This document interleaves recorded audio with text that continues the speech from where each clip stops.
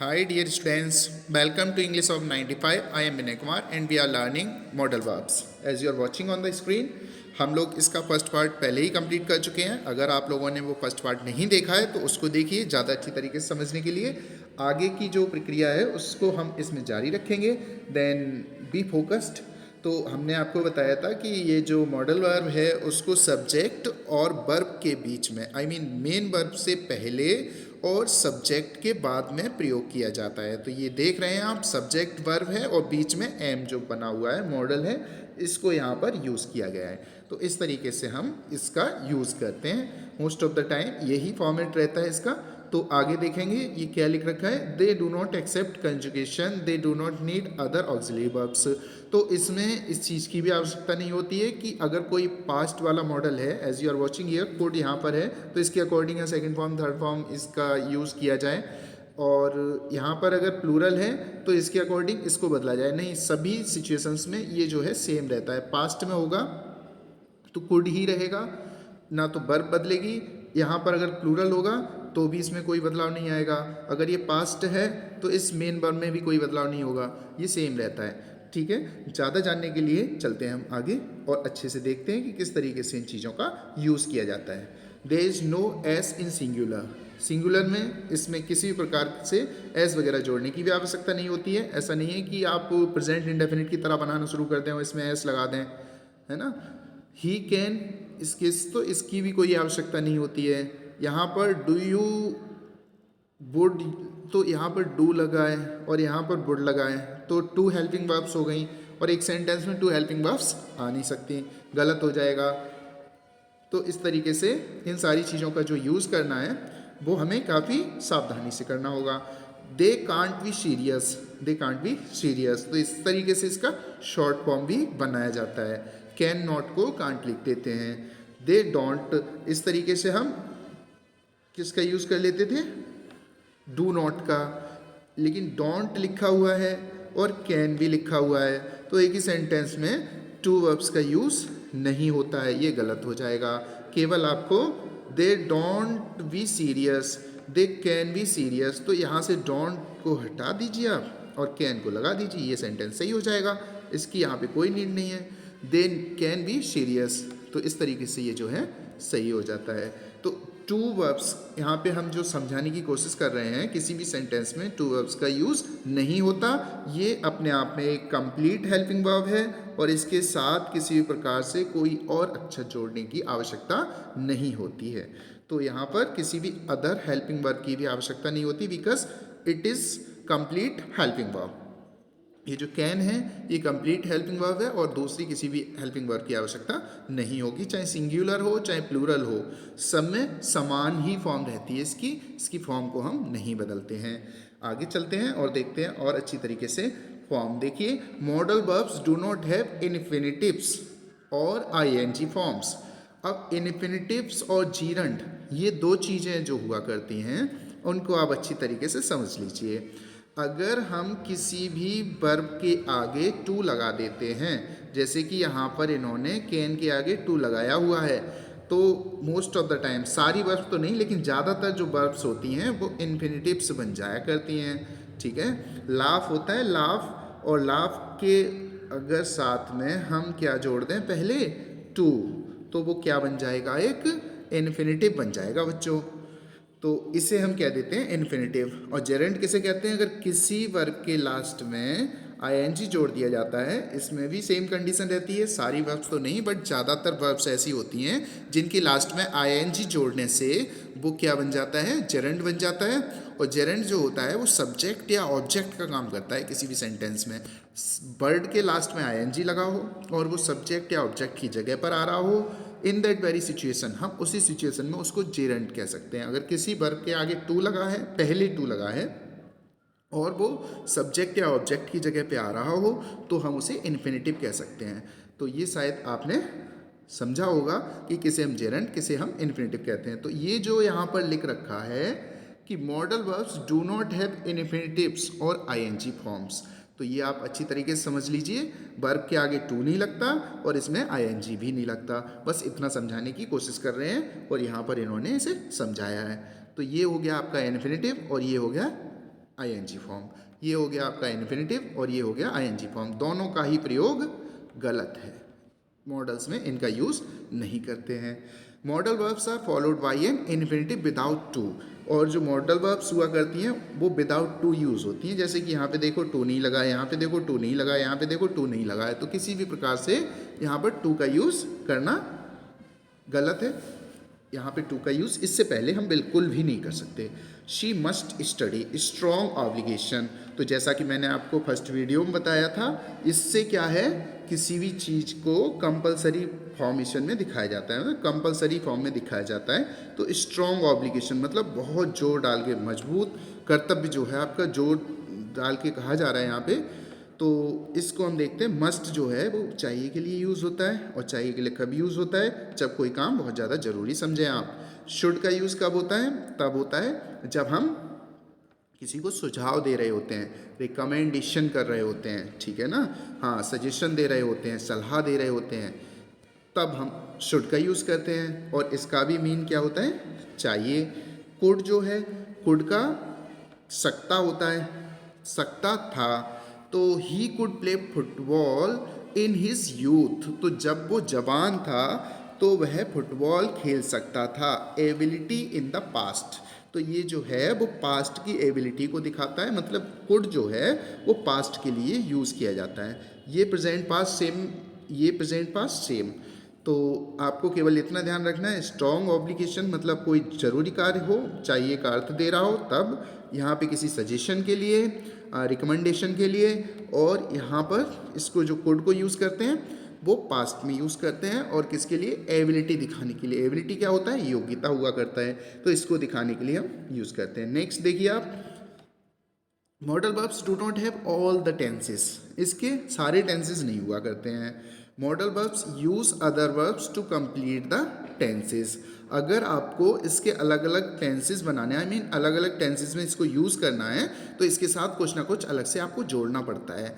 Can is completed with be able to, must is completed with have to, तो यहाँ पे आप देख पा रहे हो, इनके सहारे से, इनके साथ से, जब इनका साथ हो जाता है, जब ये जुड़ जाते हैं, तब इनका अर्थ पूरी तरीके से कंप्लीट होता है। ज़्यादा अच्छी तरीके से समझने के लिए हम देखेंगे यहाँ पर, they can play the piano, तो उनके अंदर ये एबिलिटी है, उनके अंदर ये क्षमता है कि वो पियानो को प्ले कर सकते हैं, वो पियानो को बजा सकते हैं। अगला है, यू मस्ट कम अर्ली, तुम्हें हर हालत में, मतलब जल्दी आ जाना चाहिए, तुम्हें हर हालत में मतलब कोशिश करनी है जल्दी से जल्दी आने की, ये है, थोड़ा जोर डाल के कहा जा रहा है, स्ट्रॉन्ग ऑब्लिगेशन, ठीक है ना, यहाँ पे शो किया जा रहा है। They will be able to play the piano in the future, तो ये जो है कैन है ना, कैन को रिप्लेस कर दिया बी एबल टू ने, इसमें भी क्या दिखा रहा है, एबिलिटी, वो पियानो बजा सकता है, तो प्रेजेंट की बात हो गई। और अगर बात करेंगे फ्यूचर की, तो यहाँ पर क्या आएगा, बी एबल टू, तो इसने क्या है, फ्यूचर की बात दिखाने के लिए कैन को किसने रिप्लेस किया यहाँ पर, बी एबल टू ने। तो they will be able to play the piano in the future, अभी तो वो नहीं बजा पाते हैं, लेकिन आने वाले समय में वो पियानो बजाने के लायक हो जाएंगे। तो इस तरीके से जो बी एबल टू है उसको लगाकर हम रिप्लेस कर देते हैं कैन को, लेकिन विल तो लगेगा क्योंकि ये फ्यूचर दिखा रहा है, तो ये जो फ्यूचर की सिचुएशन के लिए इस तरीके से हम कैन को रिप्लेस करते हैं, हो सकता है, ठीक है ना। They will be able to play the piano in the future, तो वो फ्यूचर में या भविष्य में पियानो बजाने के लायक हो सकते हैं, इसका भी मतलब हम इस तरीके से निकालेंगे। अगला है, you had to come early yesterday, तुम्हें कल जल्दी आना था, तो यस्टरडे है ना, तो पास्ट हो गया, और पास्ट को दिखाने के लिए मस्ट को कैसे रिप्लेस कर देते हैं, हैड टू से। As I have told you, ये हैव टू है प्रेजेंट में, और ये हैड टू है पास्ट में। हैव टू जो है उसका पास्ट क्या होता है, हैड टू होता है, तो यहाँ पर हमने क्या लगा लिया, हैड टू लगा लिया है। तो ये जो है कंपलसरी कोई भी सिचुएशन को दिखाया करता है। You had to come early yesterday, तुम्हें जल्दी आना चाहिए था लेकिन तुम लेट आए, ठीक है ना, इसका मतलब ये है। तो काफ़ी स्ट्रांगली कोई कह रहा है, काफ़ी जोर डाल के किसी भी चीज़ को कहा जा रहा है यहाँ पर, तुम्हें जल्दी आना चाहिए, तुम्हें कल जल्दी आना चाहिए था, ठीक है, और तुमने बहुत लेट कर लिया, बहुत देर कर ली। वॉट डू दे एक्सप्रेस, अब हम देखेंगे ये किस चीज़ को व्यक्त करते हैं। They can have more than one meaning, ये जो है एक से ज़्यादा मीनिंग रख सकते हैं, इनका जो मीनिंग है वो एक से ज़्यादा भी हो सकता है डिपेंडिंग ऑन द सिचुएशंस, लेकिन ये निर्भर करता है कि किस स्थिति में इसको यूज़ किया जा रहा है। Single concept modal, they have one meaning, अगर सिंगल कॉन्सेप्ट मॉडल होगा, एक ही विचार प्रस्तुत किया जा रहा होगा, संकल्पना, ठीक है, दे हैव वन मीनिंग, तो इनका एक ही मीनिंग होगा। Double concept modal, they have two meanings, ठीक है, इनके दो मीनिंग भी होते हैं। Modals in past, they are use to express situation in the past, तो इनका जो प्रयोग है वो पास्ट की किसी भी सिचुएशन को दर्शाने के लिए, दिखाने के लिए किया जाता है। देखेंगे कैसे, ज़्यादा अच्छी तरीके से समझने के लिए देखते रहिए आगे। कैटेगरीज, तो यहाँ पर देख लीजिए सिंगल कॉन्सेप्ट मॉडल्स कौन कौन से होते हैं, will, might, should, ought to, had better. Double concept modals कौन से होते हैं, may, must, would, shall, could, can. Modals in past, would have, could have, might have, should have, may have, must have. देखिए इसे अच्छी तरीके से समझने के लिए फोकस्ड रहिए। सिंगल कॉन्सेप्ट मॉडल, तो ये कॉन्सेप्ट समझाए हैं उन्होंने, सिंगल कॉन्सेप्ट कैसे होता है, डबल कॉन्सेप्ट कैसे होता है। तो विल जो है वो केवल और केवल किस में यूज़ होते हैं, फ्यूचर में। जो will travel to New York next year, next week, तो जो है वो नेक्स्ट वीक ट्रेवल करेगा न्यूयॉर्क को, ठीक है ना, तो वहाँ जाएगा, ये वहाँ की यात्रा करेगा। एक ही चीज़ समझ आ रही है आपको, दो कॉन्सेप्ट नहीं निकल के आ रहे हैं, मतलब दो विचार नहीं समझ में आ रहे हैं, एक ही चीज़ है, क्लियर है। माइट, स्मॉल प्रोबेबिलिटी, बहुत कम, ना के बराबर संभावना दिखाने के लिए माइट का यूज़ होता है। I might move to Canada someday, मैं भी किसी दिन कनाडा जा सकता हूँ, ठीक है, बहुत कम संभावना है, ऐसे ही कह दिया है। जब कम संभावना होती है तो मे की जगह पे माइट का प्रयोग कर लेते हैं, वो भी प्रेजेंट में। शुड, रिकमेंडेशन और suggestion, you should go to the doctor, तो यहाँ पर आप किसी को रिकमेंड कर रहे हो, सजेशन दे रहे हो, सुझाव दे रहे हो, है ना, कि आपको कहाँ जाना चाहिए, डॉक्टर के पास। तो एक ही चीज़ निकल के आ रही है, दो चीज़ें तो नहीं है कि मतलब बहुत ज़्यादा सोचना पड़ जाए आपको, नहीं है ऐसा। Ought to formal recommendation, ought to जो है वो फॉर्मल रिकमेंडेशन करता है। I as I have told you, इसमें क्या होता है, we ought to know about first aids, हमारा कर्तव्य है कि हम लोगों को फर्स्ट एड की, मतलब प्राथमिक उपचार की जानकारी रखनी चाहिए। तो फर्स्ट एड्स, तो ये जो मोरल ऑब्लिगेशंस होते हैं उनके बारे में, ये नैतिक कर्तव्य होते हैं उनके बारे में ऑट टू बताता है, और केवल एक ही चीज़ के बारे में बताता है। हैड वेटर जो होता है वार्निंग के लिए यूज़ होता है। Had better, I had better study or I will fail the test, ज़्यादा अच्छा रहेगा कि मैं पढ़ूँ, ठीक है ना, अदरवाइज, अन्यथा, या मैं फेल हो जाऊंगा, ठीक है, टेस्ट में फेल हो जाऊंगा। हैड बेटर अच्छा रहेगा, इस सेंस में इसका यूज़ किया जाता है। आई हैड बेटर स्टडी, ज़्यादा अच्छा रहेगा कि मैं पढूं, ठीक है ना। अगर आप ऐसा ज़्यादा अच्छा रहेगा कि आप घर जाओ, you had better go home, तो इस तरीके से इसका यूज़ कर लेते हैं। हैड बेटर, हैड तो लगा है, आपको लगेगा पास्ट का है, बट ये जो है एक फ्रेज का काम कर रहा है यहाँ पे, और जब ये फ्रेज बना करता है तो इसका मीनिंग एकदम अलग निकला करता है, जैसे कि मैंने आपको बताया। आप बैक करके देख लीजिए एक बार। तो डबल कॉन्सेप्ट मॉडल कौन से होते हैं, इनको आप समझ लीजिए। देखो अभी आपको बताया सिंगल कॉन्सेप्ट मॉडल, और अब ये आया आपका डबल कॉन्सेप्ट मॉडल। तो एक ही वर्ड का दो तरीके से जब प्रयोग किया जाता है तो उसे हम डबल कॉन्सेप्ट मॉडल कह देते हैं। तो मे का यूज़ परमिशन के लिए भी किया जाता है और गुड प्रोबेबिलिटी के लिए भी किया जाता है, मतलब आज्ञा के लिए भी किया जाता है और संभावना के लिए भी किया जाता है। आप इसीलिए जब भी क्लासरूम में एंटर करते हो या आप वाटर वगैरह के लिए जाते हो तो मे आई कम इन या मे आई गो, यही तो बोला करते हैं। तो वहाँ पे क्या होता है, ये परमिशन दिखाता है, मे आई कम इन, है ना। आगे जब ये गुड प्रोबेबिलिटी मतलब अच्छी संभावना के लिए इसका प्रयोग किया जाता है, बी में विजिट मैक्सिको दिस समर, तो हो सकता है कि इस बार हम मैक्सिको को विजिट करने जाएं इन्हीं गर्मियों में। तो ये संभावना दिखा रहा है, एक अच्छी संभावना के लिए भी मे का यूज़ किया जाता है। तो जब एक ही मॉडल का दो तरीके से प्रयोग किया जाए और दोनों ही जो सेंस हों सेंटेंस के वो बिल्कुल अलग हों, टोटली डिफरेंट हों, तो उन्हें हम क्या है, डबल कॉन्सेप्ट मॉडल कह देते हैं। तो किस तरीके से एक ही मॉडल का टू टाइप से प्रयोग किया जा रहा है। आगे देखो मस्ट, मस्ट जो है रेस्पॉन्सिबिलिटी दिखाता है, responsibility, everyone must pay taxes, तो जब जरूरी कोई चीज़ होती है, किसी की जिम्मेदारी बन जाती है, तो उसके लिए इसका यूज़ कर लिया जाता है। मस्ट अजम्पशन भी दिखाता है, अजम्पशन जो होता है अनुमान होता है, she didn't arrive, she must be sick. तो कड़ा अनुमान यहाँ पे लगा रहे हैं, किसी का अंदाज़ा लगा रहे हैं कि वो आज आई नहीं, हो सकता है कि वो बीमार पड़ गई हो, ठीक है, शी मस्ट बी सिक, हो ना हो वो बीमार होगी, तो होना चाहिए उसे, ठीक है। तो इस तरीके से अजम्पशन के लिए भी मस्ट का यूज़ कर लिया जाता है। आगे देखते हैं हम वुड। वुड जो होता है वो किसी भी कार्य को अगर आप पास्ट में अगेन एंड अगेन बार बार करते रहे हैं, मतलब भूतकाल में अगर किसी काम को आप बार बार करते रहे हैं, तो उसकी जो पास्ट टेंस होता है ना, पास्ट इंडेफिनिट टेंस, उसकी जगह पर भी कई बार वुड का यूज़ कर लिया जाता है। पास्ट के लिए वुड का यूज़ होता है। As you are watching on the screen, when I was young, जब मैं छोटा था, है ना, जब मैं छोटा था, आई वुड प्ले शॉकर, तो मैं क्या खेला करता था, तो मैं शॉकर खेला करता था। तो ज़्यादातर जब आपको किसी सेंटेंस में किया करता था इस तरीके से आ जाए, मैं वहाँ जाया करता था, खेला करता था, है ना, सुबह को घूमने जाया करता था, तो इस तरीके के सेंटेंसेस में आप वुड का यूज़ कर लेते हैं। अगला वुड का जो यूज़ है वो प्रेजेंट अनरियल सिचुएशन के लिए भी हो जाता है। I would buy the car but I can't afford it, I would buy the car but I can't afford it, मैं कार खरीद लेता, लेकिन क्या है ना कि इसका खर्चा पहुँचाना मेरे लिए बहुत ज़्यादा मुश्किल हो जाएगा, इसलिए नहीं खरीद रहा हूँ। खरीद लेता, अब क्या है कि वर्तमान में खरीदी तो नहीं है ना इन्होंने, अनरियल सिचुएशन है उसको दिखा रहे हैं ये, तो ऐसा तो है नहीं। जैसे कंडीशनल सेंटेंसेस होते हैं उसमें इसका खूब बढ़ चढ़कर प्रयोग किया जाता है वुड का।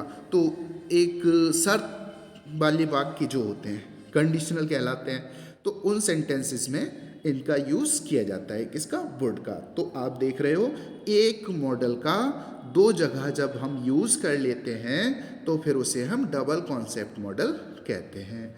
आइए आगे देखते हैं। डबल कॉन्सेप्ट मॉडल ही है ये भी। Shall, educated expression of excuse me, I shall go now, shall I clean it. तो as I have told you, educated expression of, तो जब आप शिक्षित भाव अपना व्यक्त करते हो, किसी को ऑफर करते हो, तो वहाँ पर as I have told you एक सीधा सीधा आपको जो मैंने बताया था क्वेश्चन पूछने के लिए, जब फेस टू फेस होते हैं ना, सामने होते हैं, आई और बी लगाकर, जब हम shall be go home, shall be right now, shall be stand up, तो इस तरीके के जब हम क्वेश्चन पूछा करते हैं तो वहाँ पर चाहिए के सेंस में शैल का यूज़ कर लेते हैं, वही यहाँ पर बताया जा रहा है। आगे जो शैल का यूज़ होता है वो किस तरीके से होता है देखिए।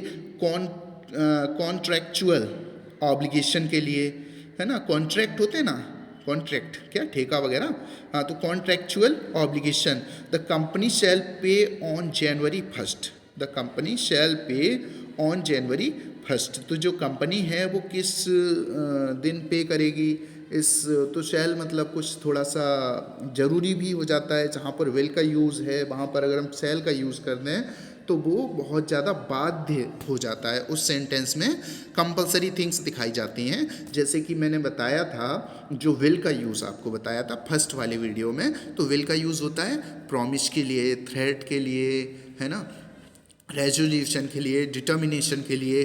कहीं ना कहीं सेम शैल का भी यूज़ होता है जब हम विल की जगह पे, जैसे the company will pay on January 1 है, और विल की जगह पे हमने क्या यूज़ कर दिया, शैल।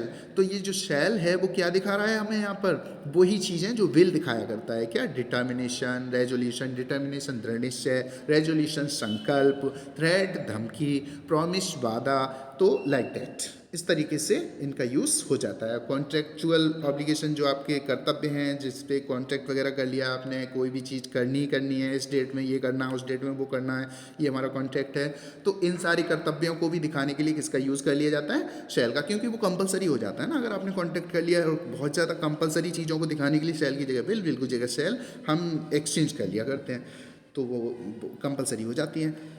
अगला देखिए आप, अनरियल एबिलिटी को दिखाने के लिए, I could go if I had time, मैं वहाँ जाता अगर मेरे पास समय होता तो, लेकिन ये रियलिटी नहीं है, है ना, केवल कल्पना है, ना तो ये वहाँ पे गया, ठीक है ना, ना ही इसके पास समय था, ना तो समय था और ना ही वहाँ गया, तो दोनों ही चीज़ें केवल क्या है, इमेजिनेशन है, केवल कल्पना है, रियलिटी में कोई काम नहीं हुआ। तो इस चीज़ को दिखाने के लिए भी किसका यूज़ कर लिया जाता है, कुड का। आगे देखें, सेकंड जो यूज़ होता है, तो कुड का एक जगह और भी यूज़ होता है, कैसे? पास्ट एबिलिटी के लिए। She could play the piano, ये तो हम लोग पहले ही स्टडी कर चुके हैं। कुड का जो यूज़ है पास्ट में होता है। She could play the piano but she can't any more, वो उस टाइम पर मतलब पास्ट में वह पियानो बजा सकती थी, और था थी थे जहाँ पर आता है वहाँ पे तो पास्ट हो ही जाता है। तो पास्ट की एबिलिटी मतलब पास्ट की जो भूत की योग्यता है उनको दिखाने के लिए हम कुड का यूज़ करते हैं। कैन भी देखो किस तरीके से डबल कॉन्सेप्ट मॉडल में आ जाता है। कैन प्रेजेंट एबिलिटी, जो आज वर्तमान में योग्यताएं किसी के अंदर पाई जाती हैं उसका प्रयोग, ठीक है, दिखाता है। बी कैन स्पीक इंग्लिश, तो आपके अंदर अभी कोई योग्यता है, वर्तमान में जो योग्यता है, आप अंग्रेजी बोल सकते हैं, है ना, हम अंग्रेजी बोल सकते हैं, तो हमारे अंदर ये योग्यता है। तो इसको दिखाने के लिए किसका यूज़ कर रहे हैं यहाँ पर? कैन का। आगे देखेंगे कैन का यूज़ परमिशन के लिए। Can I have a candy, है ना, जब आप अपने से बराबर वालों से कोई क्वेश्चन कर रहे होते हो, उनसे परमिशन ले रहे होते हो, most of the time can का यूज़ तब किया जाता है। तो यहाँ पर आप कैन का यूज़ देख रहे हैं किस तरीके से इनका यूज़ हो रहा है यहाँ पर। नेक्स्ट फर्दर ये जो और अच्छी तरीके से हमें समझते चलेंगे यहाँ पर। तो कैन जो है प्रोबेबिलिटी के लिए यूज़ नहीं होता, पॉसिबिलिटी के लिए यूज़ नहीं होता। आई मीन कैन का प्रयोग संभावना के लिए नहीं किया जाता है। यहाँ पर आप देख पा रहे होंगे यहाँ कुछ भी नहीं है। कैन का यूज़ एबिलिटी के लिए किया जाता है बच्चों। तो देखो ability, I can play the piano, तो यहाँ पर आप देख पा रहे हो पियानो जो प्ले करना है उसकी योग्यता है, क्योंकि हर कोई नहीं कर पाता है। परमिशन के लिए किया जाता है, जब आप समान उम्र के लोगों से किसी भी प्रकार की चीज़ के लिए परमिशन लेते हैं तो वहाँ पर can I go out tonight, आप अपने जो इनफॉर्मल वे में अपने परिवार के सदस्यों से या फिर अपने रिलेटिव से बोलते हैं तो वहाँ पर भी आप कैन का यूज़ कर लेते हैं। ऑब्लिगेशन के लिए इसका यूज़ नहीं किया जाता, ऑफर्स के लिए इसका यूज़ नहीं किया जाता। कांट जो है वो प्रोबेबिलिटी के लिए यूज़ हो जाता है, पॉसिबिलिटी के लिए, संभावना के लिए कांट का यूज़ हो जाता है। तो कांट जो है वो क्या है? कैन नॉट का शॉर्ट फॉर्म है। शी कांट बी हिज मम, वो उसकी मम्मी नहीं हो सकती। तो ये संभावना जता रहे हैं यहाँ पर, वो उसकी मम्मी नहीं हो सकती, ठीक है ना। Next she is too young, वो बहुत ज़्यादा छोटी है, क्योंकि वो बहुत ज़्यादा छोटी है इसलिए वो उसकी मदर नहीं हो सकती। आई कांट स्पीक जर्मन, तो ये जो कांट है एबिलिटी को भी दिखाता है, यहाँ पे देख रहे हो आप, कांट जो है वो एबिलिटी को भी दिखाता है। Can I borrow the car? No I can't, है ना, क्या मैं किसी की गाड़ी उधार ले सकता हूँ? नहीं नहीं नहीं, मैं नहीं ले सकता। तो इस तरीके के सेंटेंसेस में भी परमिशन का सेंस रखता है ये, और कांट का यूज़ हो जाया करता है। नेक्स्ट देखेंगे माइट। माइट का यूज़ किसके लिए? ओनली ऑन पॉसिबिलिटी या फिर प्रोबेबिलिटी के लिए, और वो भी लेस पॉसिबिलिटी, मतलब कुछ कम संभावना के लिए माइट का यूज़ यहाँ पर किया जाता है। इट माइट रेन टुमारो, है ना, कल जो है वो बारिश हो सकती है। अब आज की बात जब हम कल के मतलब आज कर रहे हैं कल की बात, तो बहुत कम संभावना है, कल क्या होगा वो कोई नहीं जानता। कुड, अब जो कुड देख रहे हैं हम, वो कुड का यूज़ कैसे कर रहे हैं? कुड का यूज़ हम यहाँ पर प्रोबेबिलिटी या पॉसिबिलिटी के लिए भी कर रहे हैं, संभावना के लिए कर रहे हैं, ठीक है। It could rain tomorrow. अब देखो अभी आप पढ़ के आए कि कुड का जो यूज़ है वो किस में किया जाता है? वो किया जाता है पास्ट में, है, पास्ट की एबिलिटी को दिखाने के लिए। लेकिन जब हम इसका यूज़ प्रेजेंट में कर लें या फ्यूचर को सेंस लेके करें तो वहाँ पर हम इसका यूज़ किसके ये जो इसका भाव रहता है वो क्या रहता है, इसका जो सेंस रहता है वो क्या रहता है बच्चों? पॉसिबिलिटी, ठीक है। तो कुड जो है वो डबल कॉन्सेप्ट मॉडल है ना, इसके टू कॉन्सेप्ट हैं, मतलब पास्ट में भी यूज़ होता है और इस तरीके की सिचुएशंस को भी दिखाता है। That's why we call it double concept modal. Ability, I could already read when I was 2, हाँ, तो मैं I could already read, read मतलब पास्ट हो गया, व्हेन आई वाज 2, ठीक है ना, लेकिन रीड ही पढ़ते हैं क्योंकि इसके साथ सेकंड थर्ड फॉर्म का यूज़ होगा नहीं, as I already told you. तो मैं पहले ही पढ़ चुका था, ठीक है, व्हेन आई वाज 2, जब मैं 2 साल का था, मैं पहले ही पढ़ सकता था। आई could already read when I was 2, तो पहले मैं पढ़ सकता था जब 2 साल का था, मतलब पास्ट की किसी भी एबिलिटी को दिखा रहा है। 2 साल का भी पढ़ सकता था जब ये था। Could I see your passport please sir, तो ये जो है परमिशन के लिए भी। अब ये जो परमिशन यहाँ पे दिखा रहा है, इस चीज़ को थोड़ा समझने वाली बात है, ये थोड़ा सही तरीके से देखिएगा इस सेंटेंस को। Could I see your passport please, जब हम कुड का यूज़ करके किसी की परमिशन को लिया करते हैं तो वहाँ पर हम पोलाइटनेस दिखाते हैं। ये पोलाइटनेस के लिए होता है। जब पोलाइट होकर किसी, वैसे आप ये देख रहे हो ना, यहाँ पर इन्होंने क्वेश्चन पूछा है किससे? परमिशन, कैन से। Can I borrow the car, तो कैन क्यों नहीं यूज़ किया, कुड क्यों यूज़ किया? अब कैन भी यूज़ कर सकते हैं, कुड भी यूज़ कर सकते हैं और मे भी यूज़ कर सकते हैं। तो इनमें सब में अंतर क्या है भाई? मे भी यूज़ हो जाता है परमिशन के लिए, जैसे कि आप देख पा रहे हो यहाँ पे। तो ये बहुत डीप थिंग है, काफ़ी डीप नॉलेज है। अगर आप बहुत गहराई से पढ़ेंगे तो इन चीज़ों को समझ पाएंगे। तो यहाँ पर देखते जाइए, मे का यूज़ भी परमिशन के लिए, कुड का यूज़ भी परमिशन के लिए, कैन का यूज़ भी परमिशन के लिए, कांट का यूज़ या कैन, ये जो देख पा रहे हैं हम, तो इन सभी का यूज़ परमिशन के लिए होता है। लेकिन डिफरेंस कहाँ पर है, ये चीज़ जानना जरूरी है। कैन का यूज़ तब यहाँ पे किया जाता है परमिशन के लिए जब हम बराबर वाले से किसी से परमिशन ले रहे होते हैं, जब अपने रिलेटिव से परमिशन ले रहे होते हैं। कुड का यूज़ परमिशन के लिए तब किया जाता है जब हम किसी के साथ पोलाइट होते हैं, ठीक है ना। पोलाइट मतलब विनम्र होते हैं, अपनी सज्जनता को प्रदर्शित करना चाहते हैं। तब आप पढ़े लिखे हो और दूसरों का सम्मान करते हो, अच्छे से उनके साथ बिहेव करते हो, सभी के साथ जनरली आप अच्छा बिहेव करते हो। तो वहाँ पर आप किसी से परमिशन लेना चाहते हो तो वहाँ कुड का यूज़ करते हो। Could I see your passport please sir, है ना। तो सर भी लगाया है, कुड भी लगाया है, तो इससे क्या है, पोलाइटनेस झलकती है। आगे आप देख रहे हो, मे आई लीव द टेबल, तो आप मे का यूज़ भी परमिशन के लिए करते हो। तो मे का यूज़ परमिशन के लिए उनके साथ किया जाता है जिनको आप बहुत ज़्यादा सम्मान देते हैं। बहुत ज़्यादा सम्मान से मतलब जिनसे हाथ जोड़कर विनती आप कर पाते हैं, जैसे कि टीचर हैं, आपके बड़े भाई हैं, या आपके मदर एंड फादर हैं, ठीक है। तो इस तरीके के लोगों के लिए परमिशन के लिए किसका यूज़ करते हैं हम? मे का।